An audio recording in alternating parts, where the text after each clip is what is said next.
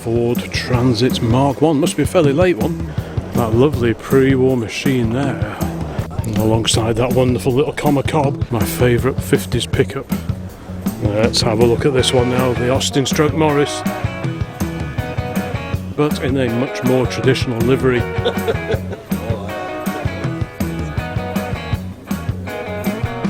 Mid-1970s, Seddon Atkinson. And that's the beauty of coming to a classic lorry event. This pretty stylish old Morris is up for sale. Great Leyland Beaver, standard pickup. Here is that wonderful Bedford that I spotted earlier on. There's a couple of gems just on the end of the row here as well. Now, what do we have here? The Bedford PC VANS. These are proper rare. Ooh, this is quite the setup. Another Thames Trader. If you saw the film Hell Drivers, I'll have to have a look at this. What's this in the corner? Well, good morning and welcome to the Old Classic Car channel. It is a sunny Sunday and I'm down at the British Motor Museum at Gaydon for the annual Classic Commercial Vehicle Show. Yes, a whole plethora of classic and vintage vans, lorries, pickup trucks and more are here today for our enjoyment. It's early doors. The show is really only just starting to wake up, so I think we'll just kind of have a bit of a mooch around, get the lie of the land, and then have a proper walk around and see what fantastic old trucks are here today. Don't forget to let me know in the comments which are your favourites. An ancient Compass caravan, cunningly disguised as living accommodation. Very ingenious. Within the museum itself I spy an incredibly original looking left-hand drive Ford Transit Mark 1, must be a fairly late one on an S registration, but very interesting that it's left-hand drive. I have done a video here inside the museum before and I'll probably include a link to that one at the end of this, so that is not the objective today, but I thought I'd just come and have a quick look just in case there's anything new. And indeed, I've never seen this Transit before. Previously used as a mobile vehicle workshop to support the Ford Motor Company's press office activities, later transferred to Ford Heritage. The museum itself is definitely worth a visit if you find yourself driving up the M40 with an hour or two spare.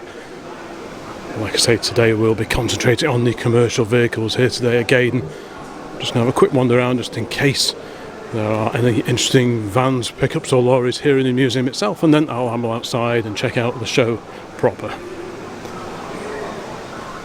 Over here we've got an ex-Fools and Horses Reliant Supervan III. Not only was it used in only Fools and Horses, it was always in Mr. Bean as well. Painted blue, who remembers that? But this is the vehicle itself. It is a classic van, so it qualifies for this particular upload here on OCC. What a historic little Reliant van. Now back in the livery of Trotter's Independent Trading Company, New York, Paris and Peckham. This was also used by Rowan Atkinson as the infamous Mr. Bean. Amongst the many early vehicles on display here at the British Motor Museum is this incredible omnibus XM7399. What an incredible machine. Let's have a quick look. So this is a 1923 AEC S-type bus that could carry 54 passengers. Entered service in Tottenham in 1923 and one of 928 built by AEC or Associated Equipment Company. Wowzers, what a great machine. Can you imagine driving that in all weathers? Not much in the way of weather protection for the driver in there, sat alongside the engine there. Drivers then must have been made of very stern stuff indeed. I love the old signs, and you can see in reverse, mind you, but the lovely advertising in the upper windows there. What a great machine.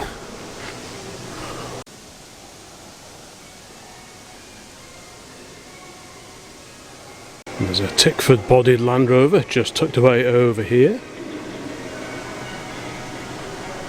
And talking of Land Rovers, how about this incredible tracked machine, perfect for the weekly shop.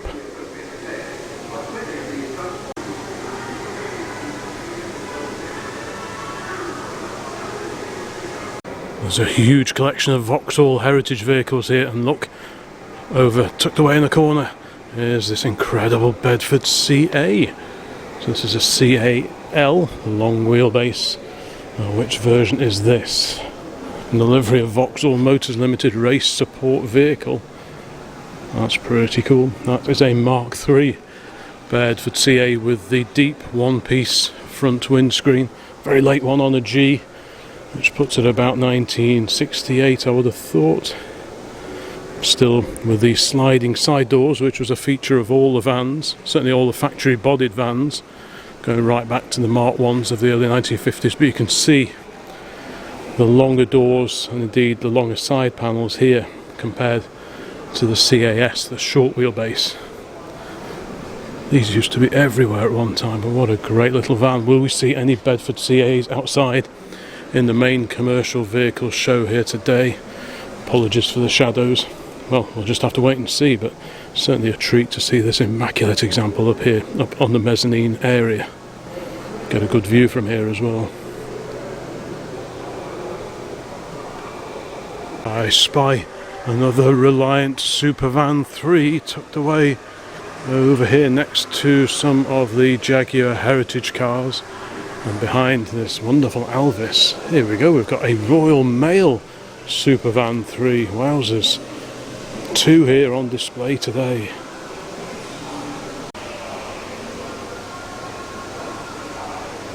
And over here near the main entrance we have Huey 166, very famous Series 1 Land Rover from 1948, and this apparently is the first pre-production model.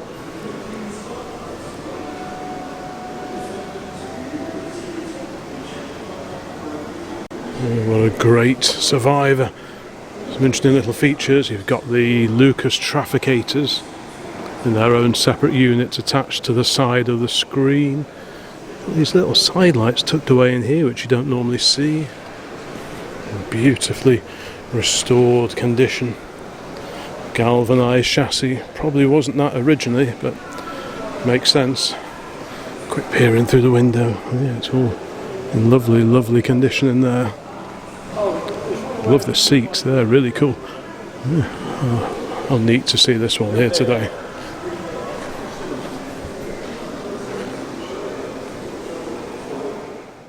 Well, this looks like a perfect place to start, and we have a magnificent Leyland Octopus over here. In the livery of London Brick Company Limited. Just poke the camera up there, hopefully get a driver's eye view of this magnificent machine. Quite a long one this is. I last came here 2 years ago. This is a 2-day event.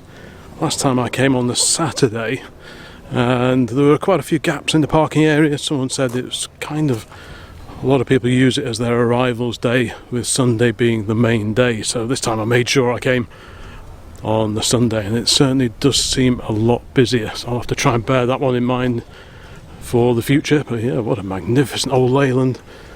And alongside that we have a later Leyland, this with the ergomatic cab, which was shared across a number of manufacturers, including AEC for example. We've got a brewer's dray here in the livery of Marston's Ales, with the Leyland diesel engine. So this one is late 67, early 1968, and again it's a Leyland Octopus, so you can see how things have moved along. That one's probably late 50s, beginning of the 1960s. You can already see they've gone to a one-piece windscreen by this point in time. Much larger screen as well, gives you a much better view out. Probably a lot more comfortable to drive as well. The driver right at the front So the driver's knees are the crumple zone, whereas on the older lorry you've got a little bit more space between your knees and the front. But yeah, things had certainly moved on by the time the green lorry was produced. There's a radiator filler here. Great to see these two here together. Really neat to be able to do this comparison. And talking of Leyland octopuses, here is another one. What a beauty, twin steer. That is just wonderful. Leyland octopus. Ooh, the sun is coming out as well. The sun shines on the righteous. And indeed, classic lorry fans here today at Gaydon. What a beauty that is. The window is open so I can poke the camera up there. I always have visions of someone being asleep in the cab when I do that, but yeah, what a beauty.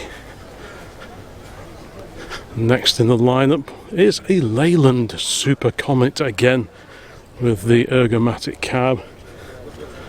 And again a Brewer's Dray, this one for Marston's of Burton-on-Trent. What a belter.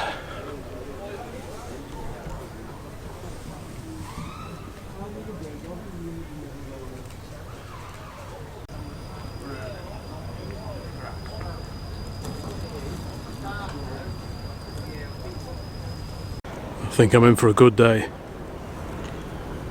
I'll have a proper closer look at these Bedfords later. Let's carry on in this direction.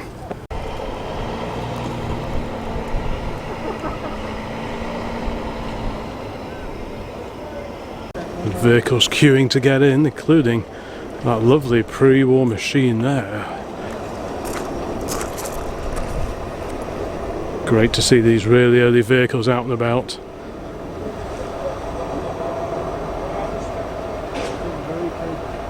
While behind me is this immense MAN, or MAN.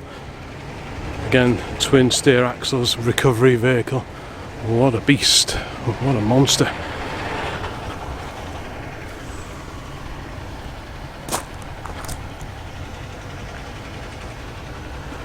Oh, there's a lovely Bedford over there I can just see negotiating. I have a feeling one day I might have to own one of those Bedfords. Surely one of the most charismatic post-war lorries there is.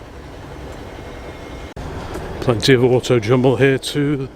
Bedford goes off to the right to join its compatriots. Auto jumble, yeah, over to the left, and here we have quite the assortment of classic vans, and who doesn't love a classic van headed up by this wonderful old Commer Cob. Very similar shape to the little Hillman Husky. They shared their main body shell, based on the running gear of the Hillman Minx. This one in the livery of Gilk's Garage Cafe. What a beauty, one-piece rear door. Yep, same shape as the Hillman Husky estate. The Husky has, of course, rear side windows and the back seats, but otherwise pretty similar, fairly basic in there, quite jazzy. Two-tone seating in this one, but yeah, what a great car. Rare thing to see one of these little Commer Cobs nowadays. And alongside that wonderful little Commer Cob is this, an Austin A60 based van on an L registration. That makes it a really late example of the breed. The front end styling goes all the way back to the Austin Cambridges, the Mark 1 A55 Cambridge of the 1950s, and they soldiered on in this style of body for many years, as evidenced by this wonderfully restored little Austin van here, complete with BMC Drivers Club badge on the front. Ooh, the window is open, let's have a quick peer inside. Proper British Leyland lap belts as well, so that's a nice little detail. What a super little van in the livery of a family butcher's established in 1892. And we go around the back, oof, full display here of a mobile butcher's shop, complete with Avery scales. I remember rescuing a set of those from what was our local post office 20 odd years ago. The butcher's block, prices, and some lovely sign written boards either side. So, yeah, what a lovely little van. Not quite sure what this thing on the roof is. I'm assuming it sort of folds forward like, I don't know. Answers on a postcard please, but yeah, certainly in fantastic condition.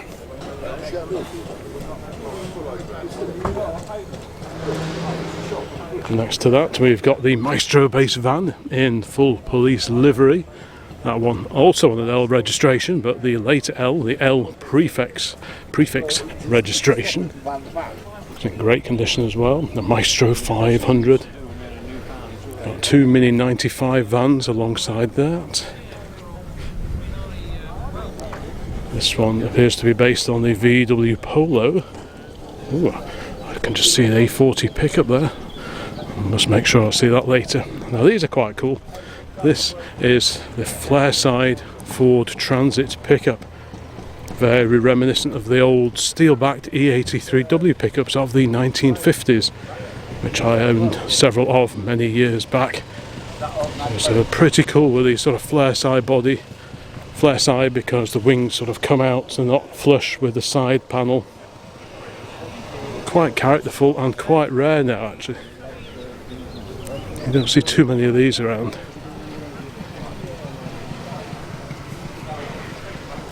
Transits were notorious rotters, especially around the front arches and the step. That's where they usually start going, and then the rest of the bodywork is usually not far behind. But this one looks to be in great condition.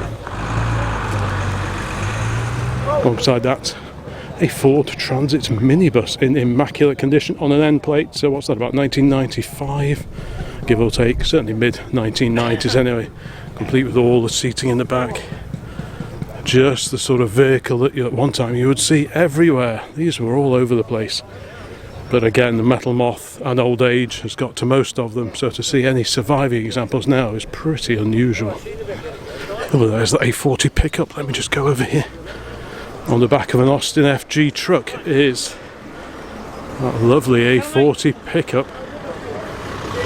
What a view, what a sight. And on the back of the 4D series, two Ford Escorts, two-door saloon up top, and an Escort van down below. Here comes the FG with A40 on the back. Wow, my favourite 50s pickup. Yeah, right back. Yeah, if you can go back so you're level with this guy, yeah. Such a good looking little pickup truck, I've always thought. You're in charge. I'm in charge. Right, stop, thank you.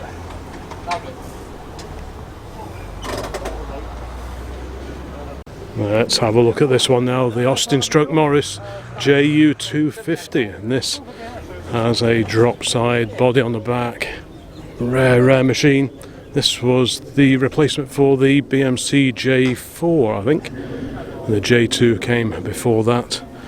But you don't see too many of these around. Yeah, there we go. The 250 JU or JU250. Just have a quick peer in through the window. This one's in amazing condition. Just step over that. Yeah, that is one rare sight indeed. Some really unusual vehicles come to this event. Stuff that you don't tend to see anywhere else. Like I say, it's a weekend affair, this one. Many people come over and camp for the weekend. Next to this super duper rare JU250, and this window's open as well, so I can have a quick peer in there. Yeah, so fully forward control, so the engine is down there somewhere. What a beauty, incredible condition.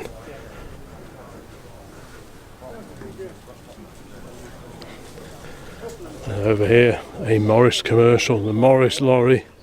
What a fantastic old survivor. Morris, the magic truck. And it's like you've got the, I love the view out of lorries of this sort of era. What's this, 1950s I guess, late 40s, early 50s. Single wheels at the back.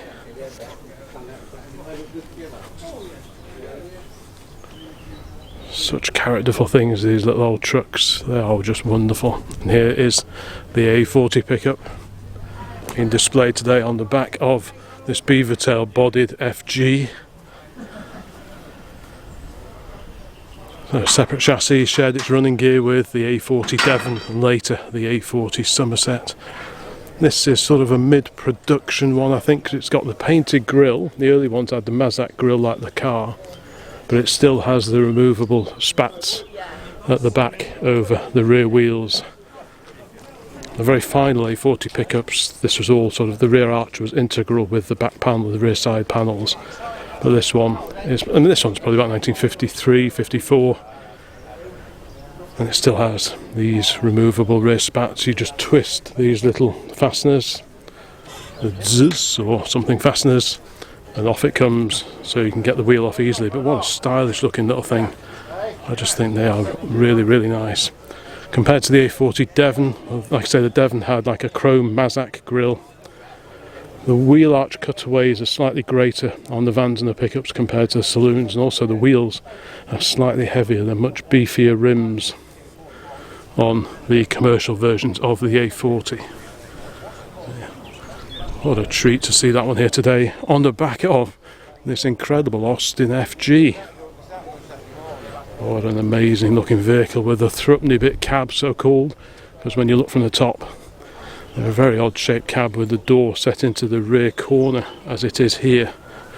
This enabled the driver to get into fairly narrow spaces and get the door open without clobbering nearby walls, that kind of thing, but you had to be fairly agile to clamber in and out. It's quite a narrow door, not a huge space to get in and out of, and as I've said before in the previous videos, there used to be one of these dumped abandoned on a bit of land not far from where I grew up, and many is the time I used to cycle over there and just go and play in it amongst all the broken glass, pretending that I was a lorry driver. Yeah.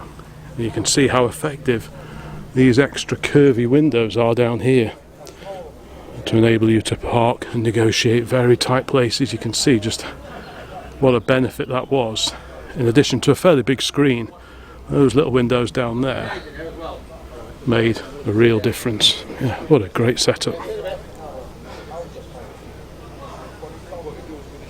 And what have we got over here? Little Peugeot 205 van. A few mods on this one. Looks like it's got GTI alloy wheels and spotlights. Yeah, a bit going on with that one. Let's just sneak through here. We can have a look at this bay window pickup. Wowzers. That's nice, nice early one. You can always tell the early bay windows, not just the registration. Talking of which, lovely proper original old plates on there. But the indicators down there moved up here on later bay windows. We don't see too many of these pickups. Bit of sign writing there. Very high load bay as well. But you have got lockers, I think, on the side perhaps. Maybe, maybe not. But of course you've got the engine under the back. So that always compromised a little bit the load area. There's, it's quite a high bed to be loading stuff into because you've got the engine tucked away under here behind the panel. Proper old plates again on the back. We like that kind of thing. Hills plate. Yeah. Nice to see proper old number plates being reused. Way too often you see silver and black plates, which many vehicles, by the time you got to the 70s, they didn't tend to have those. Most people had moved on to the reflective plates, white background on the front, yellow at the back. So it's lovely to see this Type 2 pickup here looking so cool. Next to the V-Dub we have this incredible little Reliant 3-wheel van. We saw those Supervans inside the museum, and this outside, it looks ancient, but this is probably about 1950 actually. Clearly these were made either side of the Second World War, and they look very, very pre-war in their design. But I bet if I look up that registration number, it'll probably be about 49 or 50, something like that. They were made for quite a long time. Economical, compact little delivery vans. Everything you need and nothing else. Engine under the cover there. Tiny little gear lever. Great seats. I love the seats and the upholstery in there. Guard dog in this one. Oh, what a cracker. Amazingly small as well. Looks like this one comes from Chester area. JDA 74. 3 stud wheels.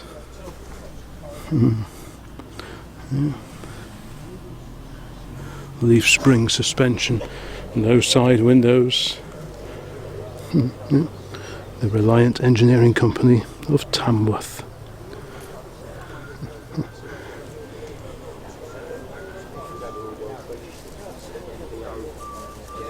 Now I have seen this here before, this incredible special import Peugeot, and this hails, I think, from Brazil. I'm pretty sure the Peugeot Escapade, not a model we ever had for sale here in the UK. Pretty funky looking machine. What's the plate there? Sao Paulo. Yeah, we don't tend to see these. Looks a bit like an Aussie Ute with that style of sort of integral pickup body on it. Wonder where else these were sold. Were they built in France or were they built locally in Brazil? Answers on a postcard, please. Left-hand drive.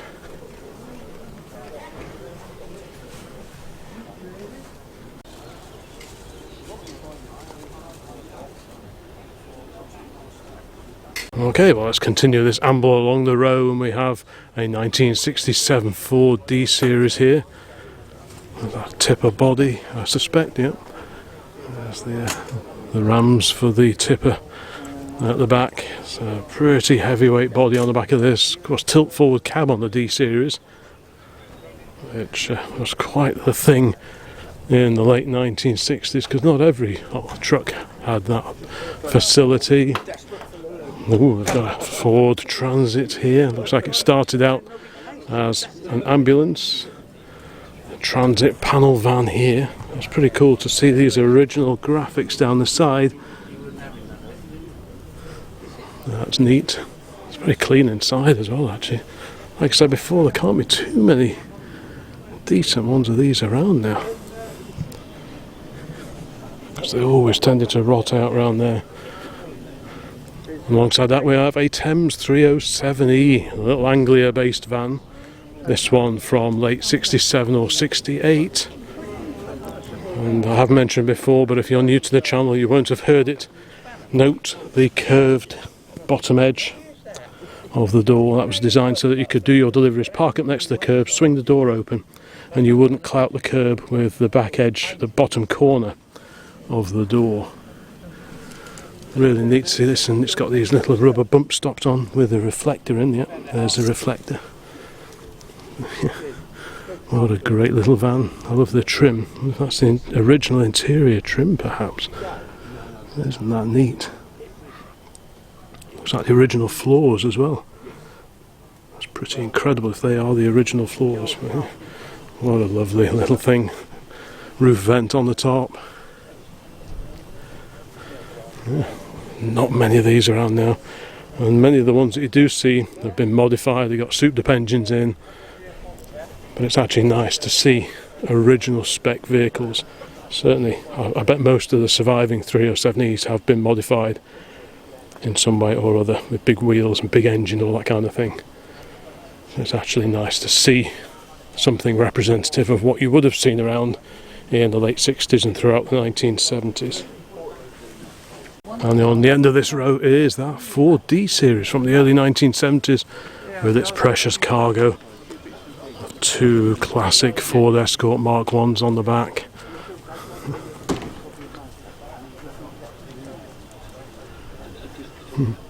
PRG.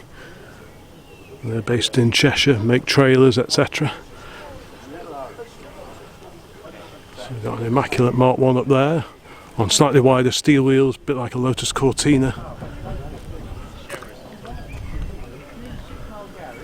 While on the lower deck is this incredibly clean and tidy 800 weight deluxe Escort van. Great to see those two here together. Fantastic. And it's pretty cool that they're both being displayed on a period contemporary correct Ford D Series wagon.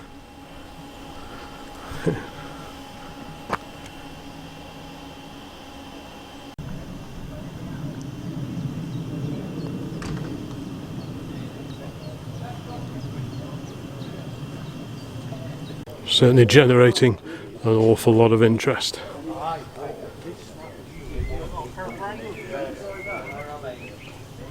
it's time to move on to the heavier metal now. This old Volvo certainly has quite a load on the back.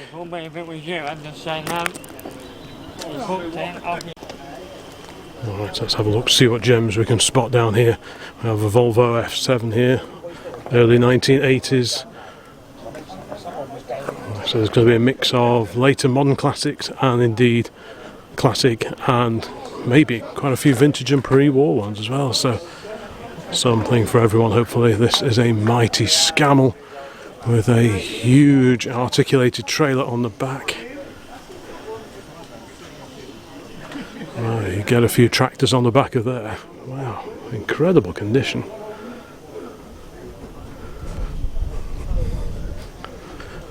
The owner of this one has quite the fleet of preserved lorries and old trucks, etc.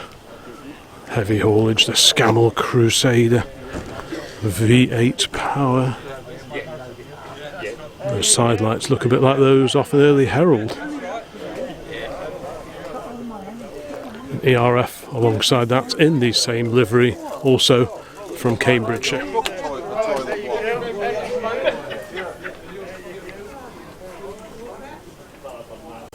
And several more vehicles from the same fleet but in a much more traditional livery. And here we have an incredible comma, beautifully sign written, the Roots diesel. Was that the TS3, the two-stroke diesel, I wonder? What a beauty, and look at this incredible sign writing. Beautifully restored condition. Lovely hardwood back. Is that Kerrowing or something? It looks like it could be. But what a stunning vehicle. In fact, I'm just surrounded by beautifully restored lorries everywhere I look. And that's why this is one of my favourite events of the year, because you get some real beauties turned out, especially when the weather's looking good. And this is just incredible, proper classic comma of the 1950s. Yeah, magnificent. Next to that, going slightly newer, we have this, a Guy Invincible, also from Wimbledon in Cambridgeshire. So it must have been a huge logistic operation getting all these classic lorries here today. Very distinctive cab on these. Early 1960s at a guess. I can hear more lorry activity. Something is arriving. Just caught a glimpse of something bright orange. Let's go and have a look, see what it is. In the livery of Wimpy, I believe. Let's go and have a look. We'll carry on that row in a minute. We'll just go past this wonderfully original looking BRS lorry. Yep, Ford D series.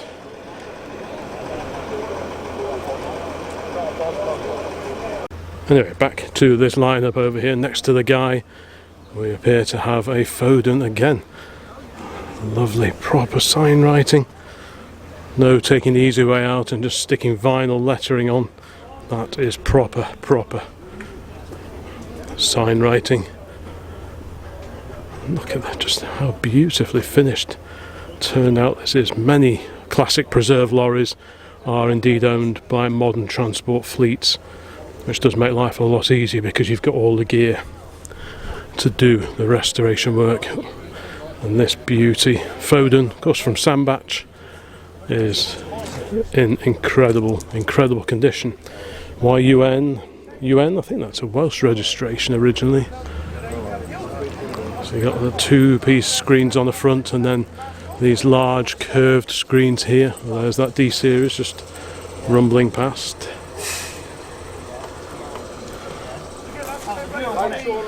We often get quite a good turnout of Fodens and indeed ERFs back nearer to home, back in Cheshire. But yeah, everywhere you look, the detail and the way these things are turned out, these trucks are all beautifully finished. The pinstriping, the dressed tyres, just as it would have rolled out of a factory when it was new. There's a few clouds around, but the weather forecast didn't say anything about rain, so fingers crossed we won't get any of the wet stuff. Another wonderful Foden here. This one an Arctic. There's the fifth wheel coupling under there.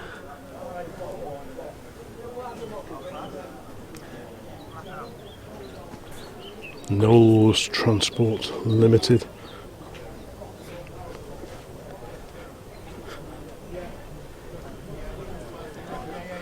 Like I say, let me know in the comments which would be your takeaway vehicle. Maybe it would be one of these mighty Volvo. Is that the F88? Again, with a swan neck Arctic trailer on the back.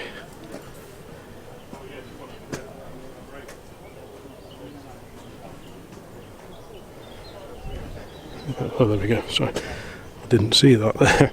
F88, yeah. And okay, and over here we now switch to Atkinson, the famous Atki. Again, a Knowles Transport livery. Again, with articulated trailer. Wow.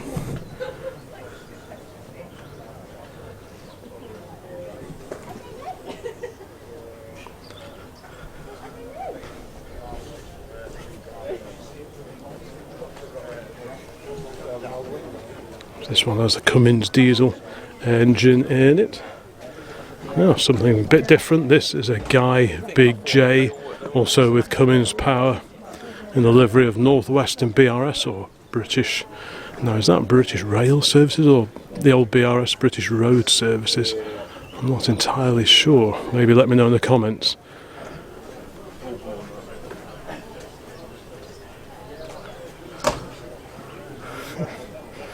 It's a feast for the eyes. Right, let's carry on down here, and another classic Atkinson here. This one with the Gardner 150 diesel engine in it, in the livery of Cuckachoo of Midford in Somerset. The Cook family. There we go. Bit of info on the back here. Massey Truck Engineering Limited of Sheffield.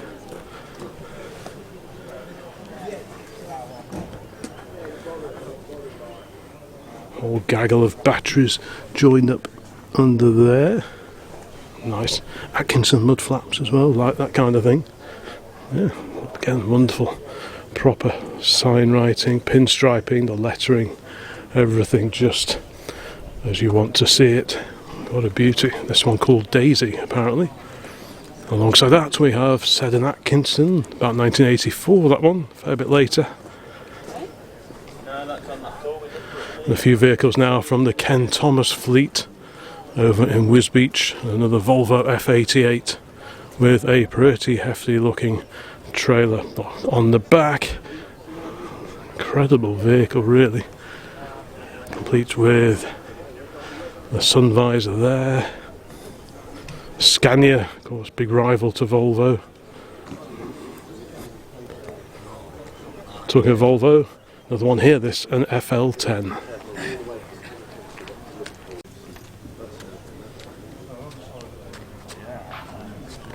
Modern day DAF, pretty modern Scania.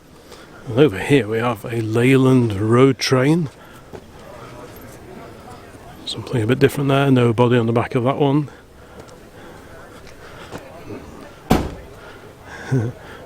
Ooh, another classic Leyland over here, JOB 417. What a lovely looking machine. Looks like this one's headed up from Kent. Just stand back just to get a proper view of it. What I do like is this properly roped on load on the back, proper old tarp, looks just the part as well. Presumably the original one for this operator.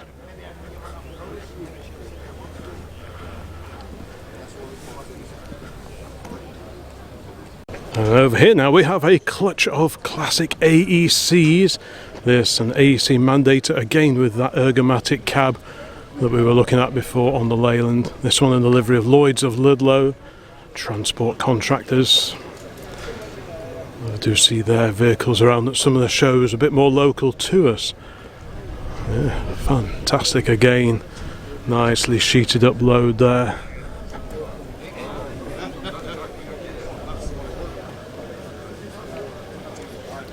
Slightly earlier AC mandator alongside that, still in the same fleet livery.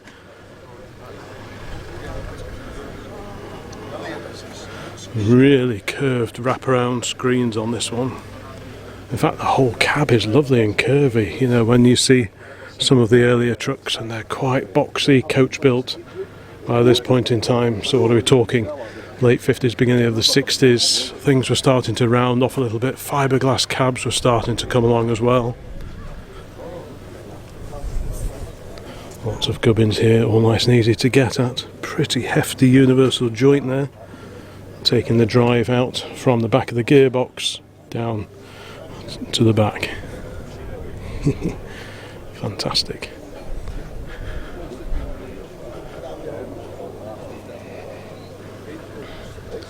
AEC Mammoth Major alongside that. It's a very similar looking cab.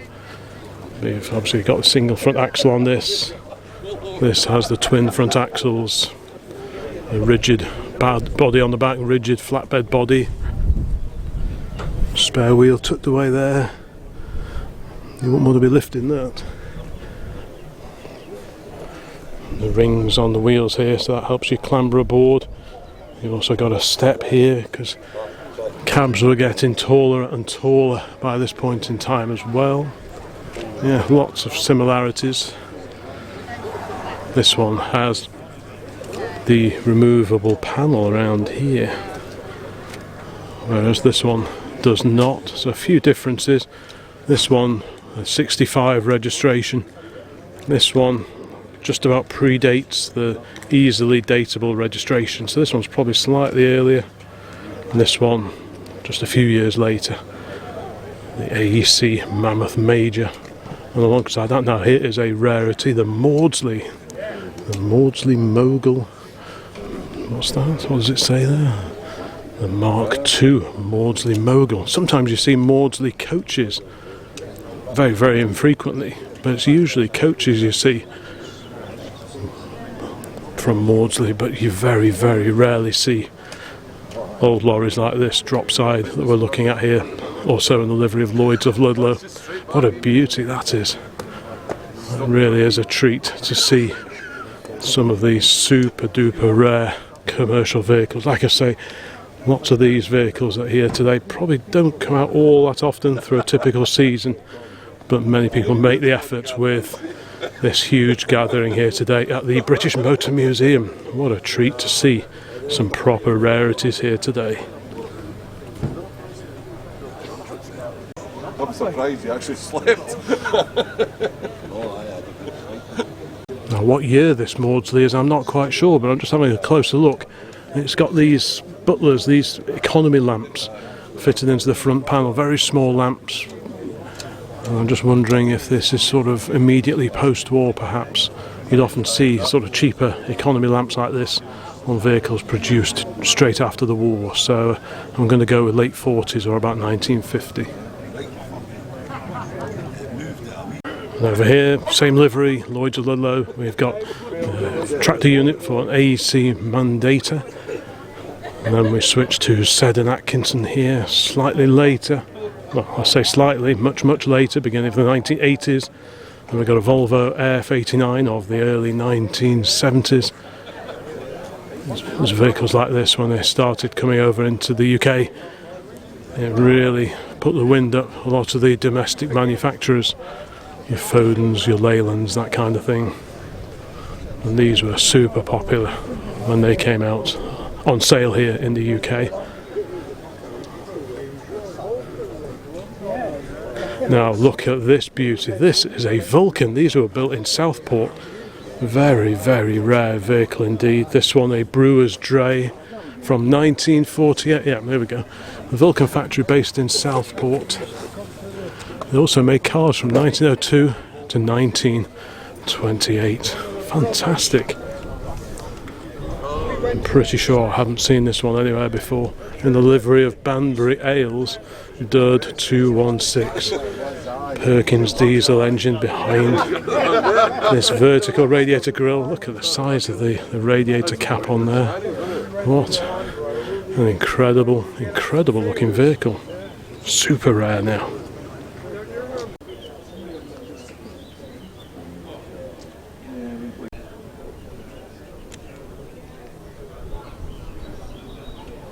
Oh, the cab door is open in this wonderful Southport built Vulcan.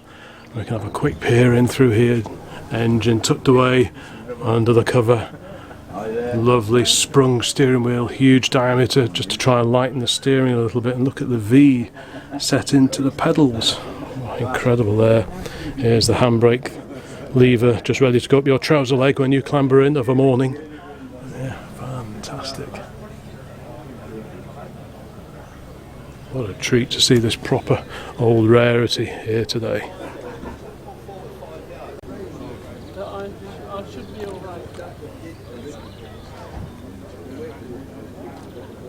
Okay, we move along from that great little Vulcan. Somewhat later, this V8 Scania. These sound incredible. Next to that, we have ERFs.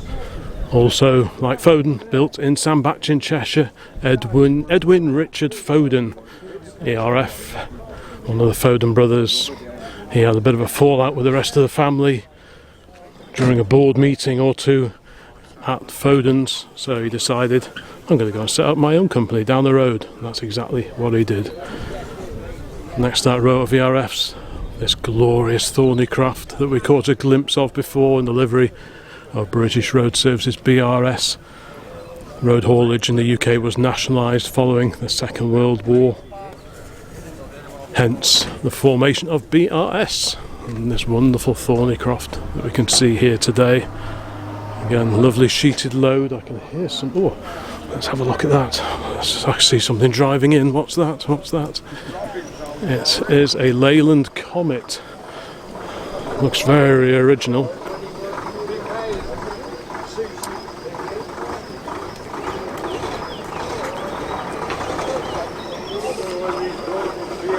This one from Newtown, Montgomeryshire, Mid Wales.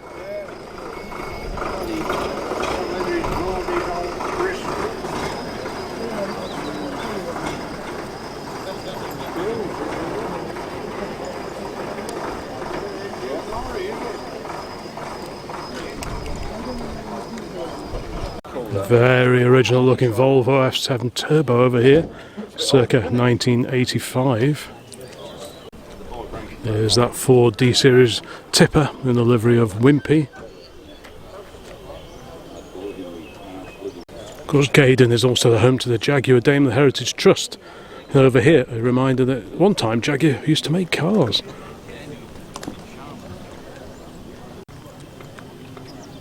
Precision parking.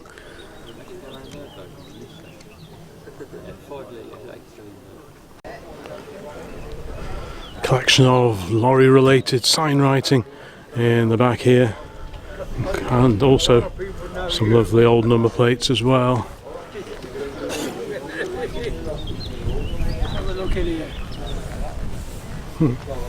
Pretty cool. Right, let's carry on down here. Next row, let's see what older trucks we can spot down here. And from Staffordshire we have this, a Seddon diesel. You don't see those too often. There's a smell of sticking brakes in the air. I'm not sure if it's off the D series, maybe. I can smell very, very hot brakes somewhere nearby. Got some slightly later preserved lorries here. An MAN diesel of the mid-1970s. Seddon Atkinson. In great condition. Oh, a Dodge, first Dodge of the day on a T-plate. So what year is that? 78-ish. Registered new in March of 79, there we go.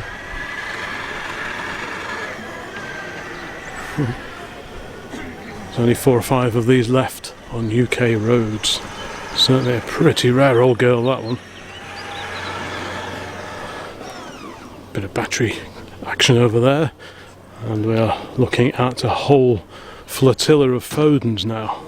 including this sort of about 1968 example over here, by which point in time they'd switched to one-piece screens. Slightly earlier lorries, you can see, with the so-called Mickey Mouse cab alongside, still have the twin screens, very, very curved wraparound screens.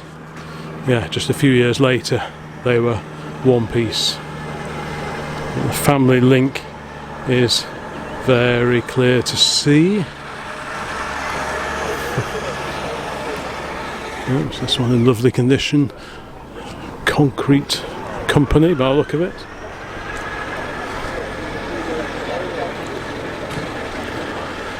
Really stunning shape on these cabs. Curves everywhere you look, and hard to complain about that. Really beautifully lettered as well. Really, really nicely done.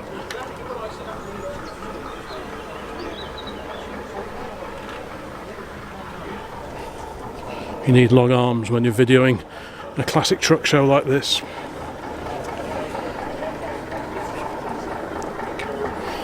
A slightly earlier Foden alongside VKP 722, the Midnight Prowler.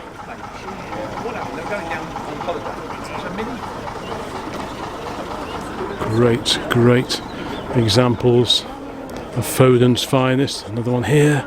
A four-piece screen arrangement on this one. Why have I got to do it? Why have we got to do it? It's yours. Why have we done it? Why doesn't it else? No step to get into the cab on these, so you've got this ring on the front wheel, and that is your step to clamber on board into the cab for a long day's driving. AC just pulled in over there next to the Vulcan. Another Foden here, this one from Derby area,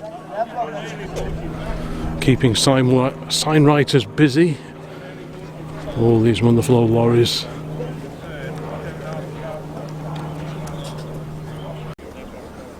I'll just keep ambling down here, admiring all these different Fodens, different shapes, sizes, liveries, and that's the beauty of coming to a classic lorry event.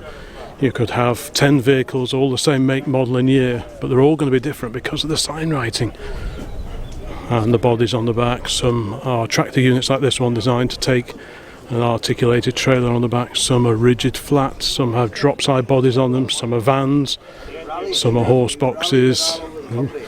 Road Haulage Association badge there. What a beauty. Some photos of this one pre-restoration, March 1969. This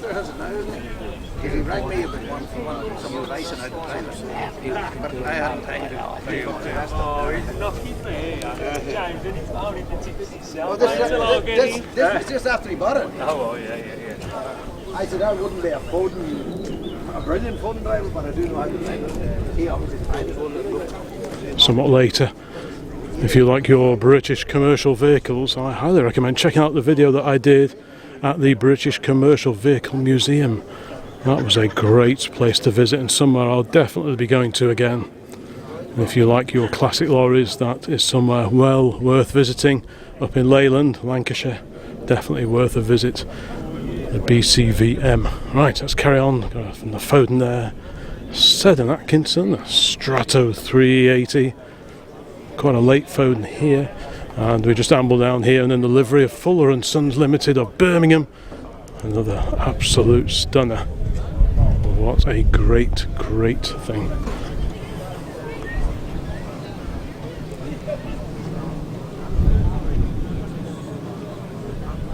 I find myself momentarily distracted by a whole fleet of tractors. I'd forgotten they get a few tractors on display here at Gaydon for this event. So let's go and have a look. We've got a Massey Ferguson 135, the Ferguson system. This one looks super original. Any classic tractor fans in the house? Pop a note in the comments if you're a tractor fan, if you'd like to see more tractor content here on the channel. Let's just have a quick amble along here. A couple of Caterpillar crawlers. This one looks pretty groovy. I did a video a few years ago on the seafront at Hastings, and there were quite a few crawlers there. Most of them looking a little bit sorry for themselves, having spent their lives in and around salty water, but nevertheless they were still ploughing on regardless. And it's pretty cool to see these two old girls here. Super original.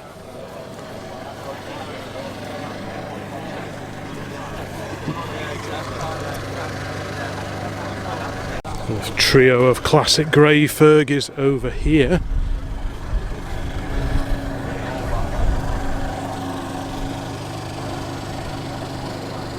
And another assortment of Massey Fergusons just parked opposite. A couple more 135s here. And slightly earlier, is that 35 over at the end? But the one I would really like to own is this incredible little roller. I did once own a small roller, and it was the heaviest thing I've ever tried to move on our gravel driveway. This is a fair bit smaller, and it is particularly appealing. The Motor Units Limited Patent Motor Roller of Coventry. What a great little thing. Oh, I'll definitely offer that a home. So you sit on the back, steering there, many chains.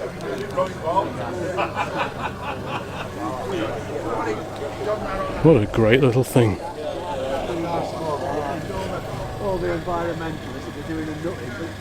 And I've tracked down the owner of this incredible little roller. So what can you tell me about the history of this? When was it built? It was built in 1935 in Coventry by the Singer Motor Corporation. Oh, was it? Singer? So it's a local one, yeah. Right. The guy who done it, you can see he's a bit Heath Robinson, but he patented it in about the turn of the century. And you sort of wonder in 1935 with the old recession and what have you, why they make something out of this totally out of cast iron. But anyway, he did it. So diversifying a bit. Yeah. It doesn't say Singer on it, does it? So as if they were trying to, like a separate thing altogether, really, wasn't it? Yeah. The main thing he did, if you look around the front, there's two dog clutches that only drive half of the back roll, and the idea you could turn sharp for like cricket pitches and things like that. I see. Oh, wow. That was his brainwave he had. And he was trying to find somebody to make anyway. He got Singer to make it. Wow. And this particular one worked at the Alfred Herbert Works. They had a cricket ground, and it worked there in Coventry. Oh, I see. And a friend of ours bought it who used to work there. Then my father bought it me for a birthday present. That is fantastic. There can't be many of those left. We think there's about a dozen, maybe 14, something like that. Really? Yeah. I mean, they're all made out of cast iron, most of them got smashed up. Yeah. Obviously the seats and the toolboxes got nicked. Yes. Yeah, I noticed that had the proper MU seat on it still, which is quite... It's incredible that survives. Yeah, that is. So does it run all right? Do you? I'll start it up if you want. Yeah. It's a Villiers 3-horse 2-stroke on there. Got you. A lot of noise, a lot of smoke, not a lot of power. Yeah, perfect. Yeah, perfect. Yeah, I mean, if we could see it run, that'd be pretty neat. If you want to film it, I will. Yeah, of course. Yeah, if it's not too much bother. Yeah, we'll give it a go. What an amazing thing. Luckily, it did bounce off on the way over. So a quick tickle of the carb. Yeah. What an amazing machine. So it's a little Villiers engine. Yeah, 3 horse. Yeah, because it's on a bit of a slope, isn't it? But there's a bit of fuel. There's a bit of fuel there. I think it's giggling. Yeah. All right. Yeah. Oh, the big handle is out. Wowzers! What an incredible thing. Bit of hand throttle. Yeah.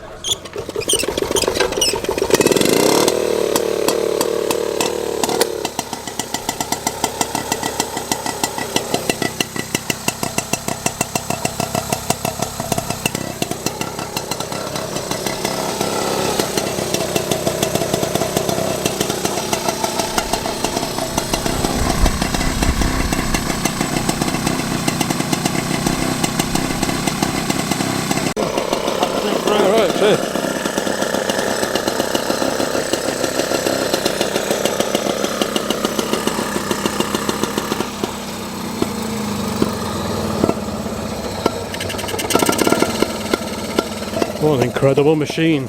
Yeah, suitable for garden lawns, tennis courts, bowling greens, etc, etc. There it is. What an amazing machine. I've never seen one of these before.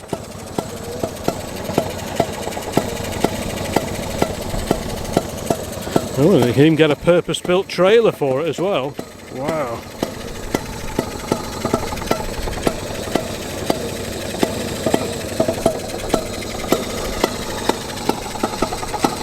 Well, wasn't that little motor unit fantastic? Big thanks to the owner for having a quick chat about it and indeed firing up its Villiers engine. This increasingly faded Morris FG, I think it sits here pretty much permanently. It's here, been here every time I've visited Gaydon, certainly over the last decade or so. Restored some years ago, looking a little bit faded now, but actually not rusty, at least not yet.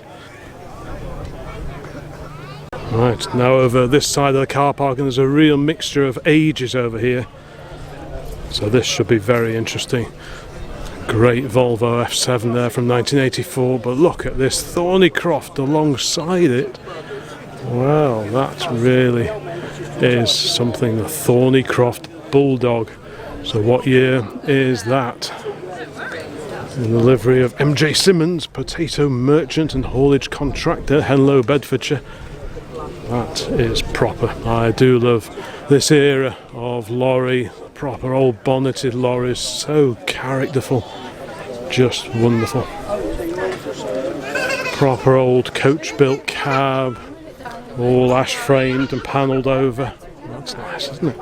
The Association of Road Operators badge, proper old enamel badge inside the window there. That's a bit of a treat. Now the window is closed, but have a quick peer in. Hopefully we can see in there. Yep, so it's got a drop side body. Stunning old Thornycroft pre-war. But what year is it? Let's go with mid-30s. Something like that, I would have thought. What's the registration? MJ6877. If I think on, I'll look that up.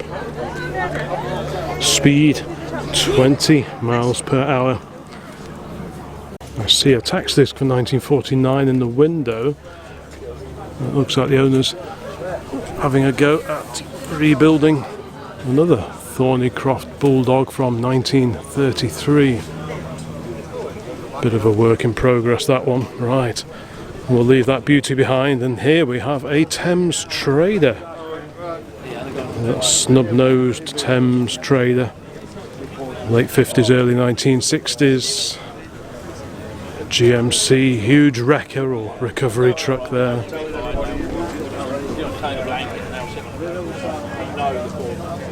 So the doors in the cab look very similar to the sort of thing you would see on a contemporary pickup. But clearly this one has some pretty serious breakdown recovery kit on the back. Look at all that, the Holmes 750 crane. Means business, this one, as indeed does the truck alongside. Ooh, some pre-restoration photographs there.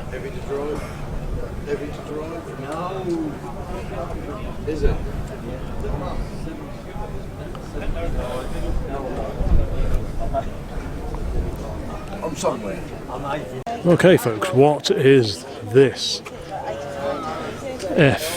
FTF Detroit diesel power,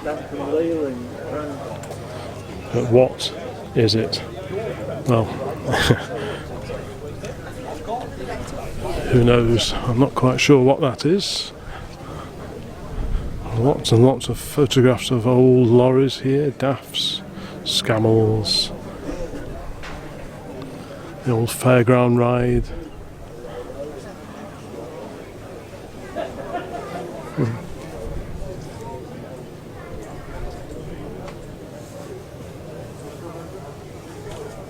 This pretty stylish old Morris is up for sale. This one in the livery of an owner in Banbury. So what's that, late 50s, beginning of the 1960s perhaps. Turnout in beautiful condition, flatbed body, Oh, I'm back to Thames Traders again, this time an Arctic with trailer. That's good to see. Most of the ones we see tend to be flatbeds or maybe drop side trucks, but it's always neat to see these Arctics with the trailers on the back. There's the fifth wheel coupling all nicely greased up in there. Spare gearboxes. I'm guessing that acts as a bit of ballast to stop the trailer hopping around too much, because they've got some pretty hefty springs on here. And when you're driving these with no real load on the back, they can get a bit fidgety. So I think that is probably why all those very heavy iron castings are on the back, just to ballast it down a little bit. Lovely example of a Thames Trader.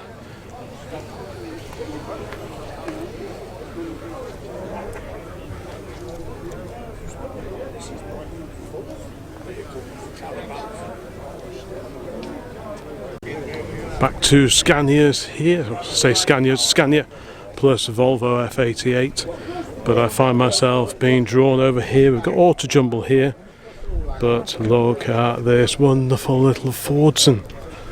The cab reminds me of a 7V, but I think it's a little bit earlier than that.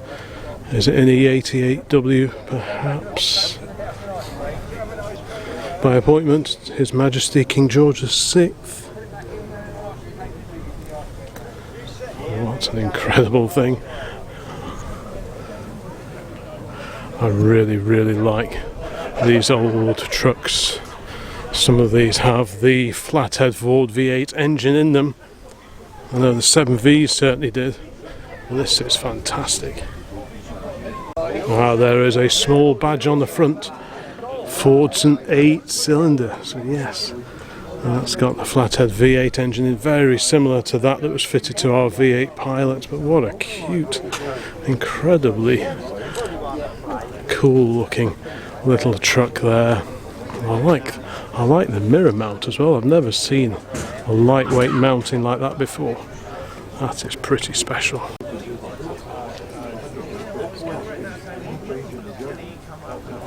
That Foden was definitely one of my favourites of the day so far. Over here, great Leyland Beaver, again with properly sheeted and roped load on the back. Got a Bedford J-type tucked away over here. It's like a one-off rear body on it. Hooters above the cab, pretty cool, very American-esque styling on those. The Leyland Bison tucked away over here.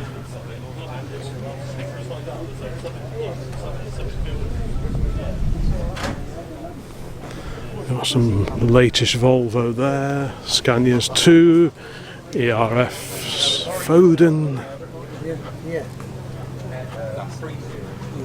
And then our favourite colour, a very eye-catching Brewer's Dray, based on a Leyland Beaver.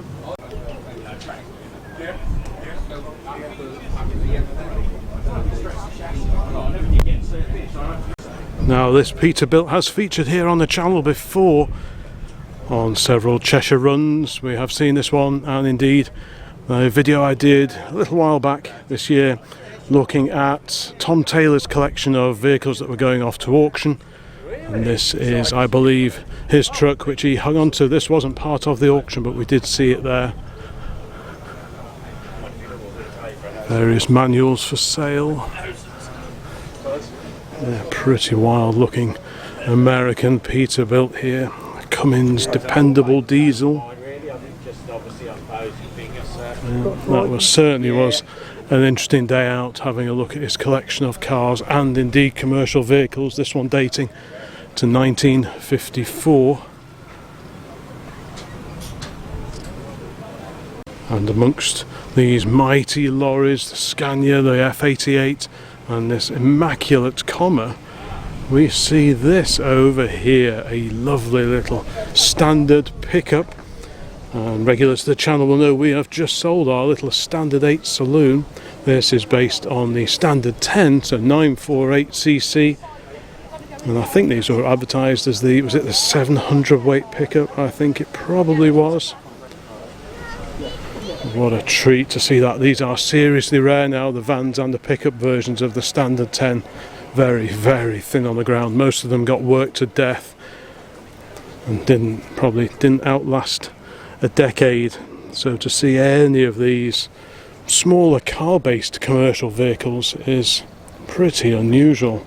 This one called Stanley, still with its original registration number and indeed Ace number plates. There's a little Ace sticker just under that oval there. What a little Bobby Dazzler that is. I do like these small car-derived vans and pickups.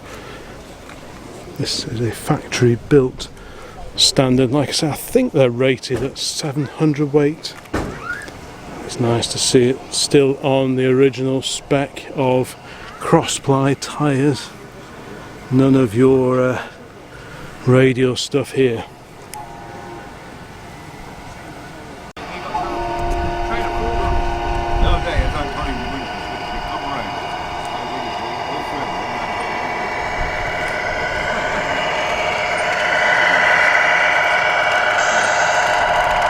Pretty sure this Foden used to turn up on the Cheshire Run as well. Next to that, another great old Ford here. This one from Bridgnorth in Shropshire. Looks like there's a bit of living accommodation integrated onto the back there, which seems like an excellent idea. It's in great condition as well. And look at this comma. Oof. This one, I bet this one could tell a story. Multiple repaints over the years. Wears its age on its sleeve. Just look how the top of the wing there is dented from drivers clambering in and out over the years, clambering on top of the wheel, or indeed that step which is just over there, and onto here, and then into there for a hard day's work. Again, Roots diesel power. Here is that wonderful Bedford that I spotted earlier on this morning. From a distance I thought it was in the livery of British Railways, but no, this is PA Cooper and family. What a stunning, stunning little vehicle. I do like these. All sorts of different variations. I think there's the K-type and the M-type and the O-series, which I think some of them had 4-pot engines. I think this is a 4-cylinder. Some of them had, I'm sure they had a longer front, presumably to accommodate the 6. There we go, Bedford, made in England. There are lots of Bedfords here today. I did see an parking area with quite a few in them, so if you're a Bedford fan, stick around because there'll be many, many more Bedfords in this video before we're done. What a beauty this one is. Lovely to see that one. BDC badge. Bedford Drivers Club. We've got some more modern Scanias or MANs here, but as always I'll try and feature a bit of everything, but it's mainly the older trucks that I'm interested in for this, the old classic car channel. Let's go along here, try and keep out of people's photographs. Right, Ford Transcontinental. Now we didn't see these until quite recently at some of the shows we'll get to, but there are a few appearing now. On the end here, a Leyland Marathon 2. Yeah, so some pretty hefty preserved lorries there. There's a couple of gems just on the end of the row here as well. Atkinson Borderer, again, Cummins diesel power. That one about 1972. The livery of Scottrans. And the Volvo F86 alongside that. So we've seen F87, F88s, but it's pretty cool to see this earlier F86 parked up over here.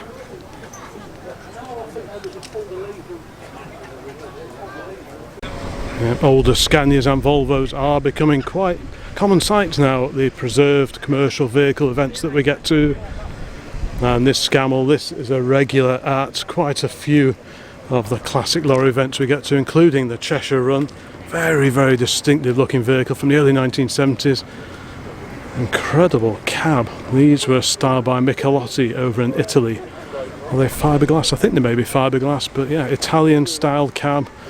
Looks like nothing else made here in the UK at the time. Quite a sort of forward look cab on it.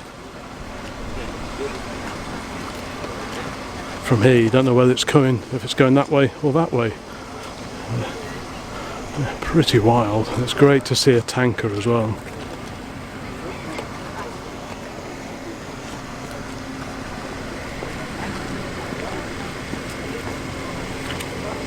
Now here's a proper oldie, the mechanical horse. I think it's a Scammell mechanical horse. This was before the Scarab came along.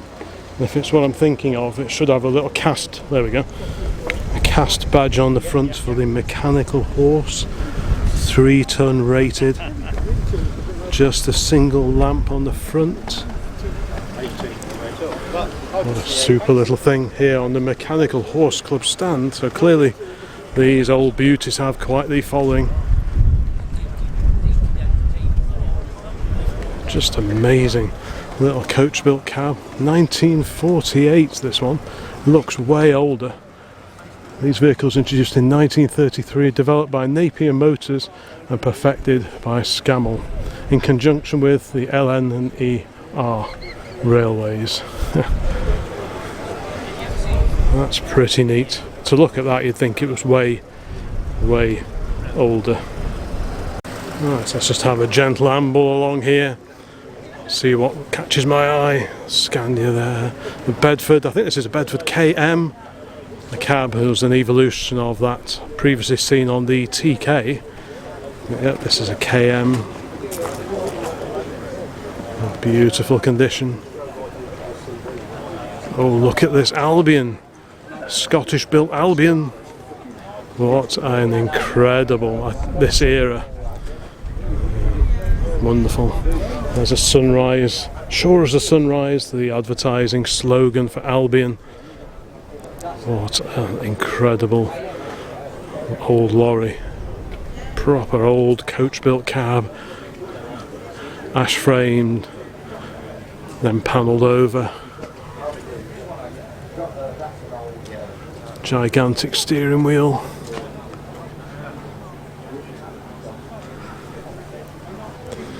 Drivers who drove these things day in day out really earned their corn. Hard work. No power steering, no power brakes on these.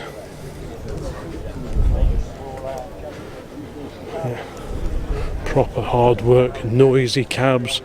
You'd often drain off the water at the end of the day because at this point in time antifreeze wasn't really widely used. And if you forgot to drain the water off in the winter, you might come back in the morning to a cracked block. So woe betide anyone who forgot to drain the coolant off at the end of a day's driving. What a beauty that is in the livery of E.M. Rogers. Absolutely gorgeous. Now we're back to classic Volvos here. I'll have an amble along here and just admire these beautifully turned out old trucks. And here now we have another Atkinson Borderer.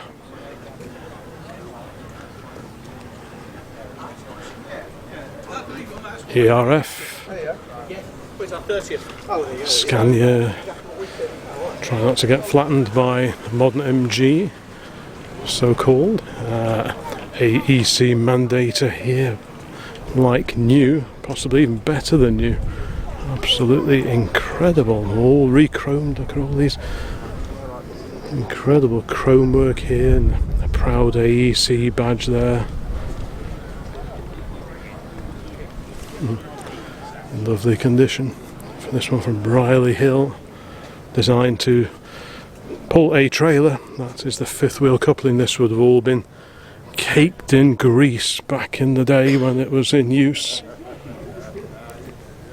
Those backlights, I've seen those before somewhere. Pretty hefty diesel tank. You'd know about it if you filled that up now.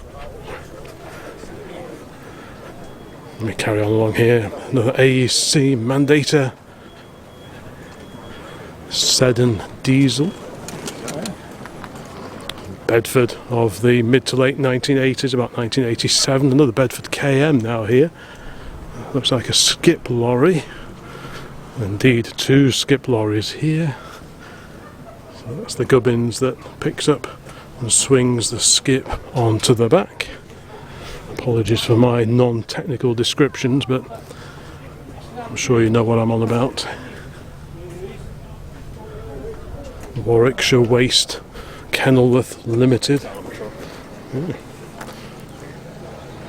Two great old Bedfords there, and some photos of this KM pre-restoration. Great to see all these variations. So many different uses these lorries were put to back when they were serving.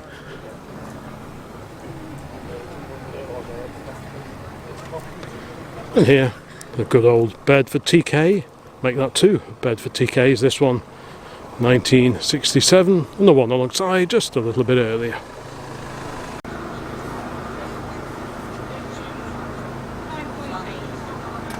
Another row and another lineup of lovely old commercial vehicles, and here Bedford 1964 is the date of this tipper bodied example. This one's come up from Coventry. Oh, back to my favourite era of Bedford, this one a horse box, or certainly livestock body on the back. They're just such characterful old things these are. Again with the BDC Bedford Drivers Club badge on the front, and indeed another for the Perkins diesel engine. It's got a motometer on the top there to monitor the engine temps. What a beauty. Two classic preserved Bedfords, but very, very different. Ooh, another RHA badge on the front, the Road Haulage Association. Very nice indeed. Ooh, the window is open, so let's have a quick peer inside at this beauty.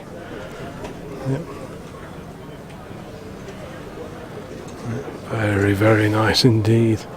It's a lovely condition. Really is nice. Oftentimes you find that the cabs on this type of vehicle are actually quite good, because the body, same with the Luton bodied sort of house moval company vans, they keep the water off the cab below. Rightio, more Foden action there from 1965. V8 Scania. Just immaculate trucks and lorries everywhere you look. The Atkinson Borderer.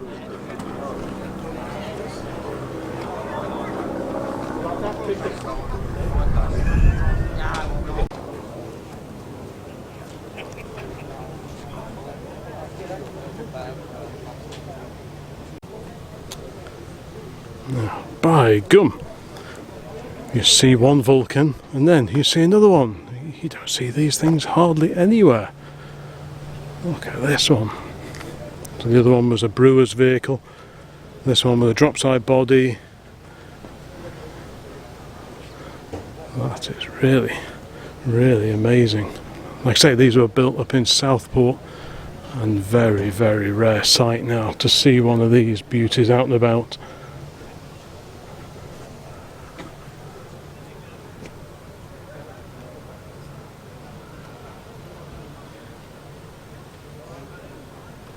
Interesting to see the three-pointed star here.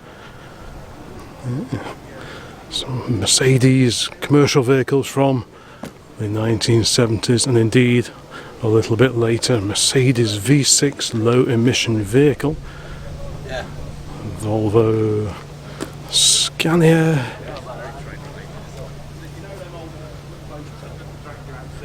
And a few more besides.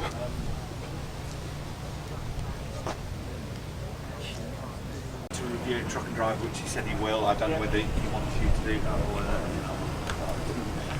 dictate who does what for him, but because all the other stuff, I'd love to have done that.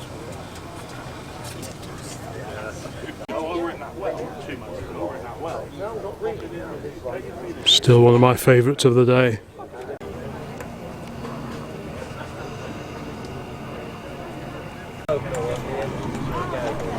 What's the dip?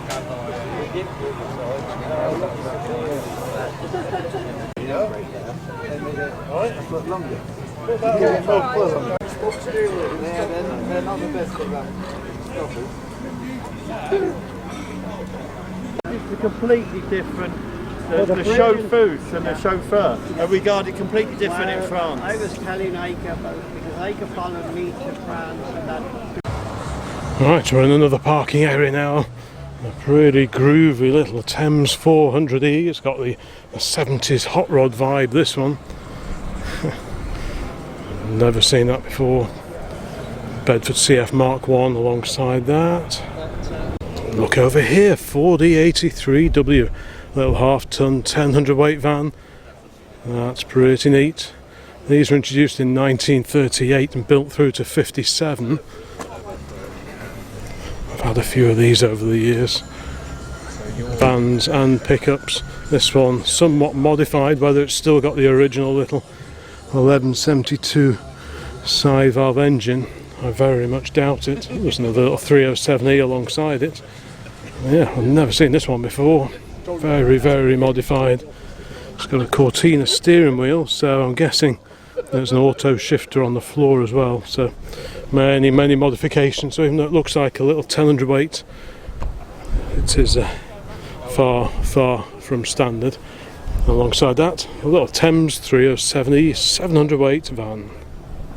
More Bedford action here. This one from Dorking. What a characterful old girl that is. Another Leyland FG. Over the years they were badged Austin, Morris, and as you see here, Leyland. That's on an R plate, so sort of mid to late 70s.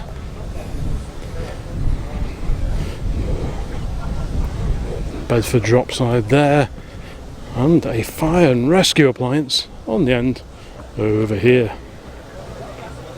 There's a pretty wild looking Ford V8 here, a bit lowered, presumably many modifications under the skin, slightly lowered roof as well, but incredible detailing on this era of V8 Ford. Originally would have had the flathead V8 engine, similar to the one in that Fordson truck we were looking at before. What it's got in it now, well, I do not know. Mighty GMC of the late 50s, and another little Ford Thames 400E. There's a few spots of rain in the air. What's going on? This one with drop side body, a little 1500 weight truck.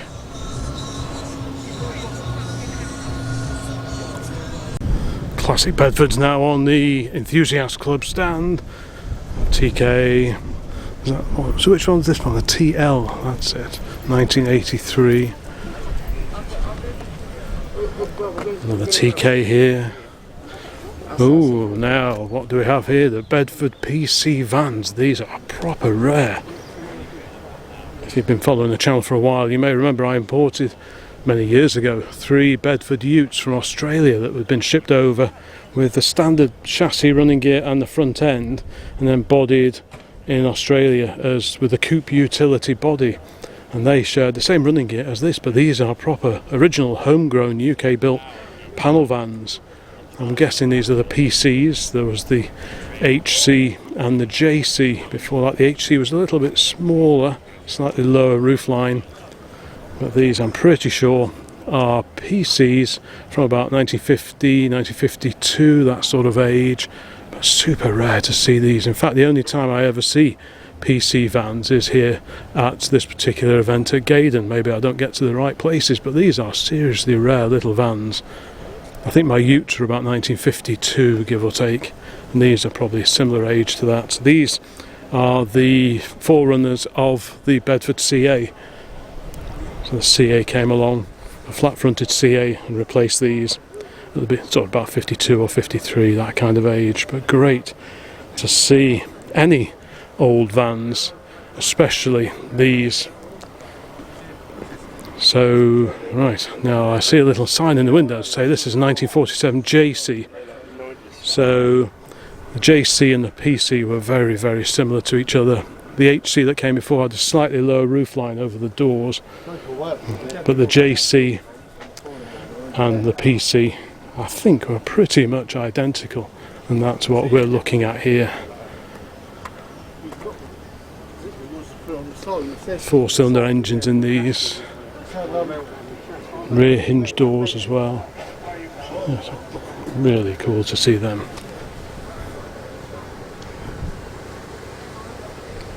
And I talked about Bedford CAs. Here is a Mark I Bedford CA, and right at the beginning of this video I was inside the museum looking at that CAL, the long wheelbase Mark III Bedford CA van, and this is right from the beginning almost of CA production. This is a CAS, so the short wheelbase CA van, and it is a Mark I, and we know it's a Mark I because it's got the split 2-piece windscreen arrangement on it, and this very distinctive grille with the thick slatted grille. So this is early 1950s, and it's lovely to see it out here today in the same livery as the JC and the PC alongside. Now we're back to Ford E83Ws. There was that modified van just up behind where I'm stood now, and here we have a super little pickup. Early ones were badged up as Fordsons, the later ones like this from about 1952 onwards were badged as Thames. If you're intrigued by these little vehicles, please visit my E83W website, e83w.co.uk. I've rescued a few of these over the years from fields and barns and people's sheds and all sorts of things, and I wouldn't rule out buying another one. I would really like another little pickup like this one day, a little 10 weight pickup. I can certainly see one of these coming back to the garage at some point. Tiny interior, usually they just had a single driver's seat, semi-forward control. The engine is offset to the passenger side. You've got 2 starter handle holes, so for trucks and vans sold in this market, the engine is over to that side, so this hole is used for the starter. For a left-hand drive truck where the driver sits this side and the engine is offset over here, you would use this one, and rather than make 2 different grille pressings, Ford just made one, and you just use whichever starter handle hole was appropriate for you. And you can always tell, because if you have a closer look, this is the starter handle hole that's been used here in the UK since this truck was new in the early 50s. This one, it's much more defined, there's no wear at all on the moulding there, because of course that starter handle hole has never been used, whereas this one is slightly out of shape because this is the one that's seen all the work over the years. So yeah, just a bit of E83W nerding there, but what a great little pickup that is.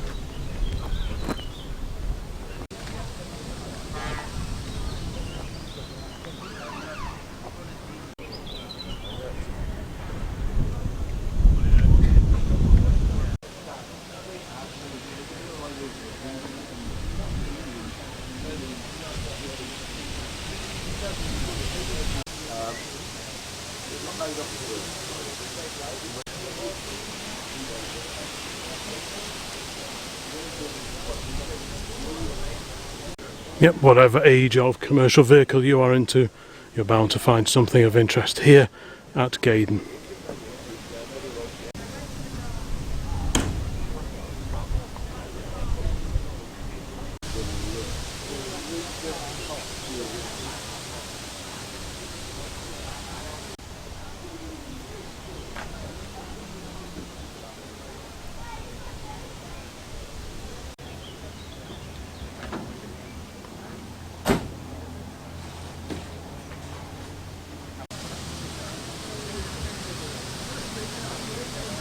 It's an immaculate Seddon Atkinson tucked away over here. Quality buildings by Browns of Wem. Wem isn't too far away from us.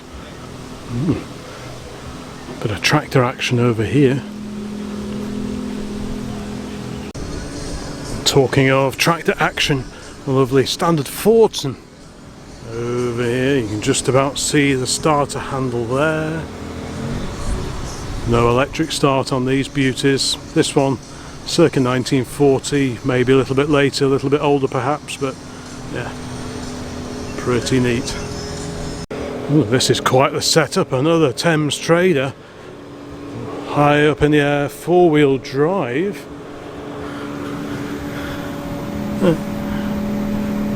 Well, that's quite something.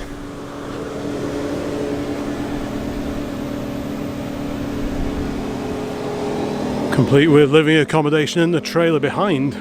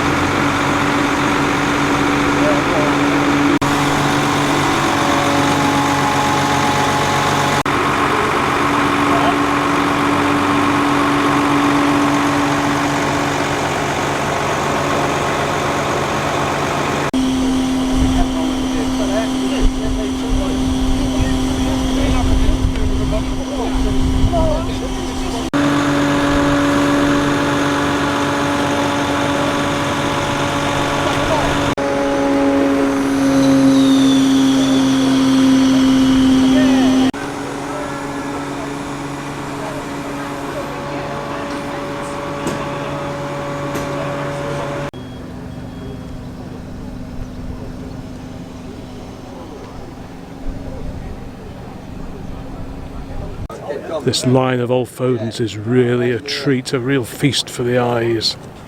Beautifully turned out. I think this is the only Leyland Comet here today with this particular style of cab on it, so for that reason alone it warrants a closer look. We saw this one arriving earlier from Newtown in mid-Wales. Ellis H. Jones and Sons Limited, haulage contractors, Newtown, Montgomeryshire. Telephone 258, established in 1920.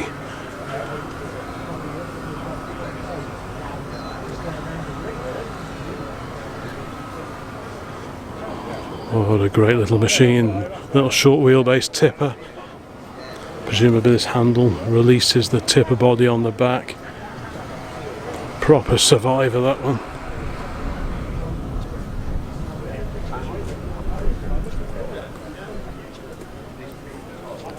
Great Leyland mud flap as well.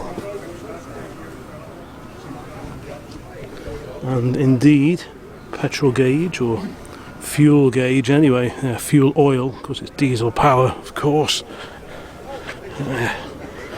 What a great little, chunky little Leyland of, now what year would that be? Early 1950s, I would have thought.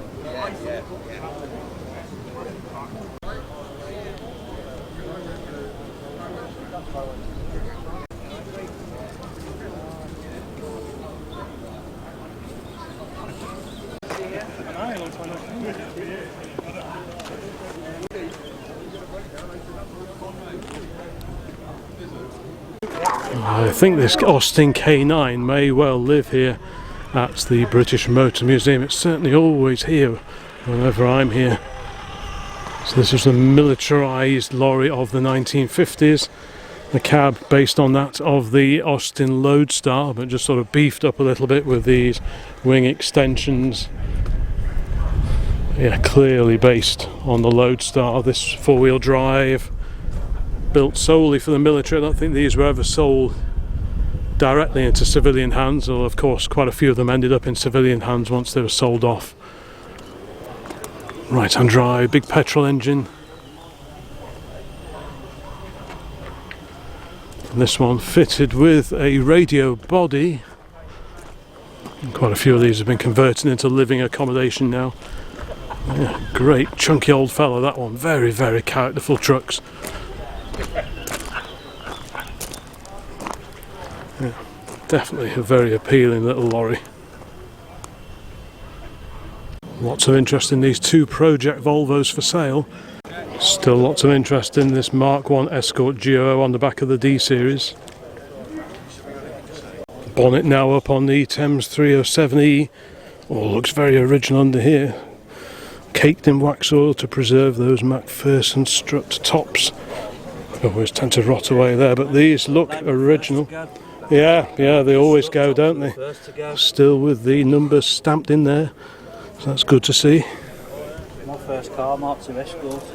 There's a few more transits here compared to when I came round early doors. Got a Mark 1 here, petrol I think.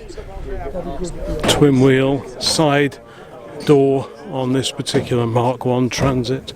In lovely condition, finished in bright red. So this was the replacement for the Ford Thames 400E.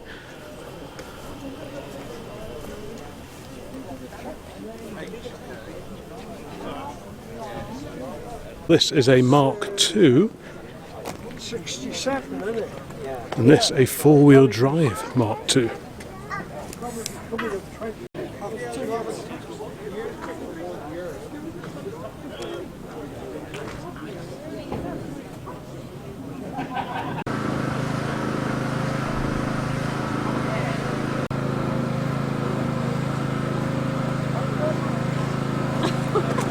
Well, I'm back with the A60 van. This appears to be a sliding canopy, a sliding sunshade. That's what this is for. So that's answered the question that I posed a little bit earlier about what this incredible contraption on the roof is. So clearly this was used for mobile retail of meat-based products. That's pretty cool.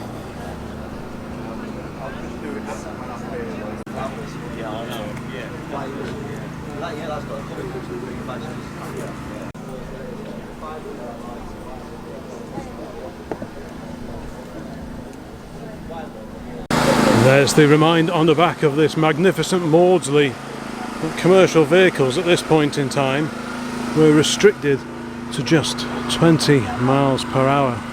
Apparently this is one of the reasons that my 1940 Dodge truck, when it was pressed into service following World War II, they only ever ran it on trade plates, and apparently that was a dodge to get round having to stick to the 20 mile an hour speed limit. Nice to see one of these all greasy.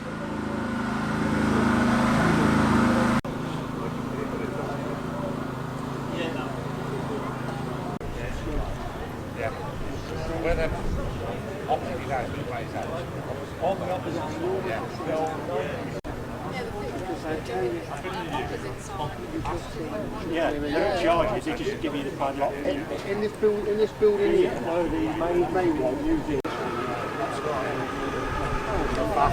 Yeah. Okay, thank you.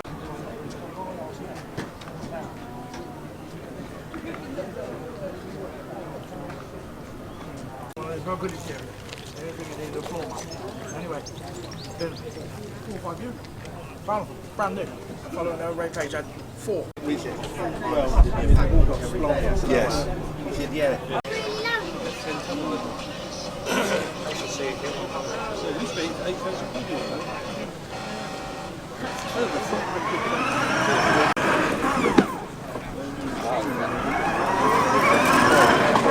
How did I almost miss this one? Another classic Dodge of the late 40s, early to mid 1950s. This is one of the Q Dodges, or the parrot nose Dodges as they were often referred to. If you saw the film Hell Drivers, they used a few of these in that particular film. Stanley Baker and others driving lorries just like this. Pretty cool to see this one here today. Again, restricted to just 20 miles an hour back in period.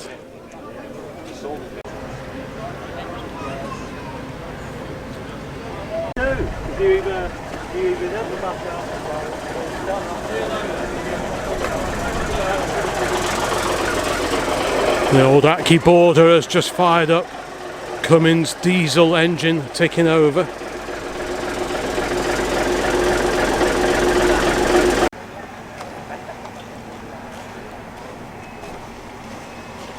Gaydon is also home to the Jaguar Daimler Heritage Trust and their incredible collection of cars going way back to the early days of Swallow and their special coach built bodied Austin Seddons like we're looking at here. There is a separate video on the Old Classic Car channel, on this channel, looking around this incredible collection of Jaguars and indeed Daimlers road and competition cars.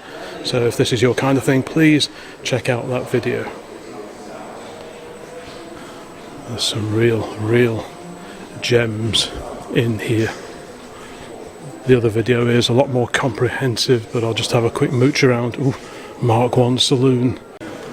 This is the workshop area for JDHT, and there is a much dismantled XJ13. Well, I say an XJ13, that is the XJ13.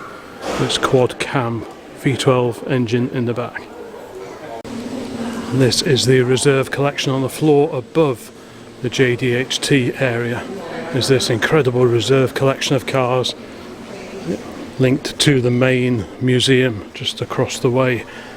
This features in a separate video, so I won't go too mad filming in here, because I know you're not all into cars, the people watching this particular video, but if you'd like to have a closer look and the proper shufti at the vehicles that are in storage here, please check out the relevant video here on the Old Classic Car channel. There are some spectacularly rare and indeed one-off cars in this reserve collection, as well as in the main museum itself. It truly is a place you can lose yourself for hours and hours.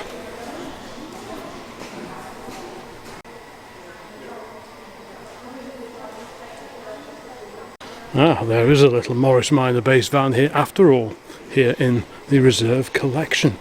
This one, post office telephones from about 1967 or early 1968 is the registration of this one, complete with wooden ladder on the roof. I hope this is coming out okay. It's a bit dark in the corner here of the reserve collection.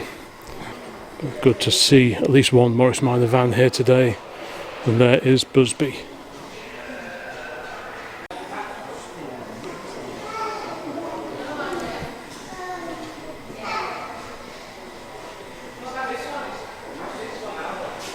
Ooh, another classic minivan, this one in the livery of the Cooper Car Company Limited, John Cooper's racing team that he set up in the years following on from the Second World War.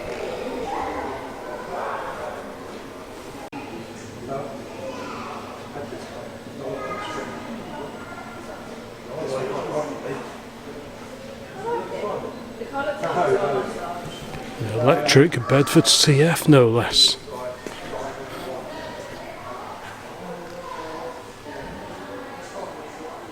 I have to have a look at this. What's this in the corner? There's a little invalid carriage of some description. Wow, what a great thing. Haven't seen this one before.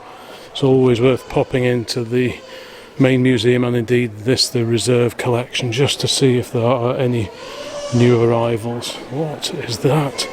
The Harding Pulteney motor chair. Wow. 250cc Jap engine, Albion 3-speed gearbox. Wow.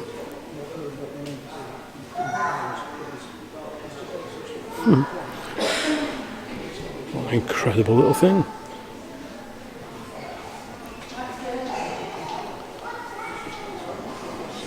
Tiller control, no steering wheel in this.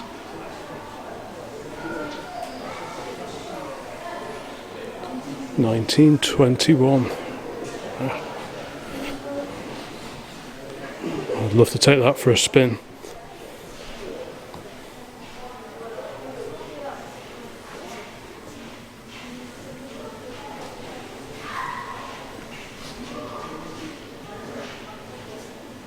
Rightio, let's head back outside. But not before having a quick shufty at this incredible 1920s Morris lorry tucked away at the back here in the reserve collection. Morris Commercial Cars Limited. Beautiful sign writing. The first Morris Commercial built January 1924. Wow, this should be outside. What an amazing vehicle. 1924. 101 years old. The first Morris Commercial. Wow. Very historic vehicle. But I think that is probably it for commercial vehicle related content here in the reserve collection. So now I will definitely head back outside again.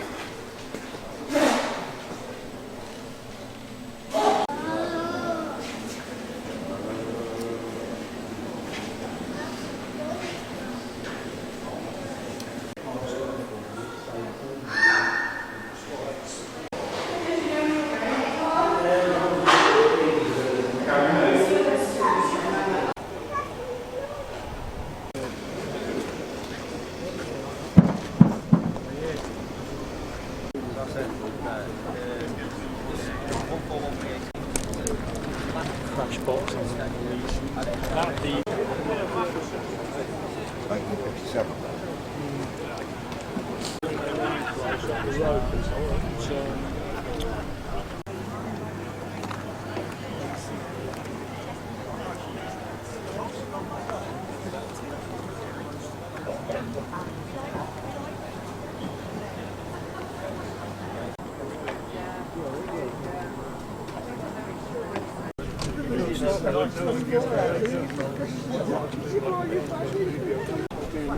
Well, thanks so much for watching this video here at the British Motor Museum, the Classic Commercial Vehicle Day 2025. There's been an excellent assortment of lorries and indeed slightly lighter, smaller vehicles here as well. So thanks so much for watching. If you like this kind of thing, please give the video a like and think about subbing to the channel. I'll include links to videos I've done here previously at the end of this one. So please keep an eye on the channel for lots more classic content coming up very, very soon. So bye for now.